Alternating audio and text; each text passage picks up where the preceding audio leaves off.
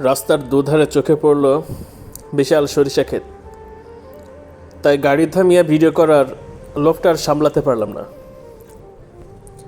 সরিষা বাগান কার না ভালো লাগে বলেন? শীতের এই সময়টাতে অধিকাংশ ফসলি জমিতে সরিষার চাষ করে কিন্তু কৃষকরা। সরিষা ফুল দিয়েও কিন্তু এক ধরনের খাবার তৈরি করা হয়, যেটাকে গ্রাম বাংলার মানুষ সরিষার বড়া বলে চিনে। দেখতে পাচ্ছেন যত দূর চোখ যায় শুধু সরিষা বাগান। সামনে দিয়ে একটা রাস্তা চলে গেছে, পিচের রাস্তা। রাস্তাটা কিন্তু অনেক সুন্দর। আমরা রাস্তার এক সাইডে গাড়ি পার্কিং করে, ওই যে আমাদের গাড়ি দেখা যাচ্ছে, গাড়িটা পার্কিং করে আমরা সরিষা খেতে এসেছি ছবি তোলার জন্য। ছবিটা আর তোলা হয়নি, জাস্ট ভিডিও করে আমরা চলে যাচ্ছি।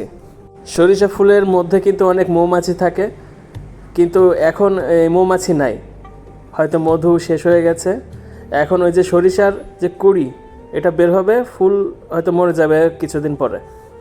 সামনে যে জিনিসটা দেখতে পাচ্ছেন, এই জিনিসটা দিয়ে পুরো মাঠে পানি সাপ্লাই দেওয়া হয়।